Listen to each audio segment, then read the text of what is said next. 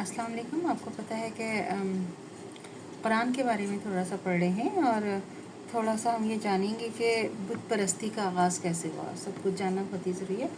تو بت پرستی کا آغاز کیسے ہوا؟ حضرت آدم علیہ السلام سے حضرت نوح تک کے درمیان 10 پشتوں کا فاصلہ ہے.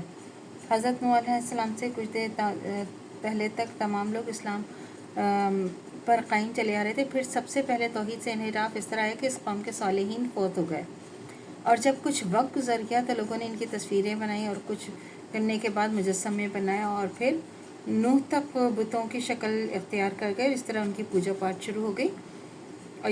اور کس طرح ہوا کہ انہوں نے پھر پاٹ کرتے کرتے پھر شرک شروع کر دیا. اس طرح ہوا تھا. اب حضرت ادریس علیہ السلام کے بارے میں کیا ہے کہ بالکل چھوٹا چھوٹا سا میں پڑھ رہی ہوں، اس کو آپ کو بس سمجھنے کی کوشش کرنی ہے. حضرت ادریس علیہ السلام تقریباً 4400 سال میں باب العراق میں پیدا ہوئے. انہوں نے اپنی قوم کو بتوں کی پوجا سے روکنے کی ہر ممکن کوشش کی.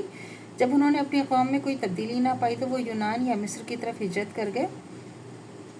وہاں اللہ کے نبی رہے. یہ بات عربوں سے روایت ہے کہ نوح آدم اس وقت مشرق وسطیٰ کے تمام علاقوں میں ہی نہیں بلکہ افریقہ، یورپ، مشرق بعید اور ایشیا میں پھیل چکی تھی اور ابلیس کے نقش و قدم پر چل رہی تھی. حضرت ادریس علیہ السلام نے یہ پیشن گوئی کی کہ وقفے وقفے سے اللہ کے نبی آتے رہیں گے. وہ متقی اور پرہیزگار ہوں گے اور دوسروں کو برائیوں سے روکیں گے. 6000 سال قبل مسیح سے 700 سال قبل مسیح تک وہ زمانہ تھا جس میں انسان کو وہ چیزیں دیکھنے کو نصیب نہ ہوتی تھیں جو آج تک دنیا میں اس زمین پہ دکھتا ہے. اس وقت کھلا آسمان، نیچے زمین پر سوائے جنگل، پہاڑ، دریا، سمندر، ریت کے علاوہ کچھ نہیں تھا. نہ ہی آج کی طرح مکانات، سڑکیں، گاڑیاں، ریل وغیرہ ہوتی تھی. اونٹ، خچر، گھوڑے، گدھے سواری کے لیے استعمال ہوتے تھے. سورج، چاند، ستاروں، آگ، مختلف چیزوں کی پوجا ہو جاتی تھی، اور جو طاقتور ظالم ہوتا تھا وہی ان کا سردار ہوتا تھا. اسی کا حکم چلتا تھا. ذرا سی بات پر مر مٹتے تھے. یہ لوگ زیادہ غریب ہوتے تھے. جو سردار تھے بڑے بڑے باغوں کے مالک ہوتے تھے، کمزوروں سے محنت کراتے تھے. اس زمانے میں کپڑا نہیں ہوا کرتا تھا. درختوں کے پتوں، جانوروں کی کھالوں سے جسم کو ڈھانکتے تھے.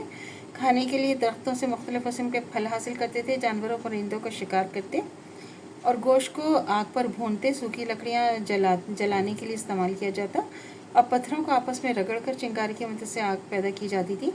ماچس اس زمانے میں ایجاد نہیں ہوئی تھی. دودھ کے سوا کوئی اور مشروب نہ تھا. اب پتھر کے بنے ہوئے اوزاروں، ہتھیاروں سے کام لیتے تھے، جیسے چاقو، برتن، زیورات، سبھی ہی کچھ جو ہے وہ پتھروں کے ہوتے تھے. پتھر ہی سے وہ اپنے معبودوں کو بنایا کرتے تھے، اور بڑے پتھروں کا کاٹ نقش نگاہ والی اینٹیں بنا کر ظالم سرداروں کے محل میں تعمیر کیا کرتے تھے. گویا تمام چیزیں جو انسان آج دیکھتا ہے وہ اس وقت نہ تھی. سمندر اور دریا میں کشتی چلانے کے لیے درختوں کی لکڑیوں سے کشتیاں بناتے تھے، اور اپنی حفاظت کے لیے لکڑیوں کا بانس اور اپنے ہاتھ میں رکھتے. حضرت داؤد علیہ السلام کے زمانے میں لوہے کا زمانہ، اور حضرت سلیمان علیہ السلام کے زمانے میں تانبا پیتل کا زمانہ ہے. تعلیم و تربیت کا کوئی انتظام نہیں تھا. کاغذ، کاپیاں، کتابیں، قلم نہیں ہوتے تھے. تو اللہ سے دعا کرنی چاہیے جو ہمارا ایمان ہے مرتے دم تک قائم و دائم رہے. خاتمہ بالخیر ایمان پر ہو. اجازت دیجیے. اللہ حافظ. میرے چینل کو لائک کیجیے، شیئر کیجیے، سبسکرائب کیجیے.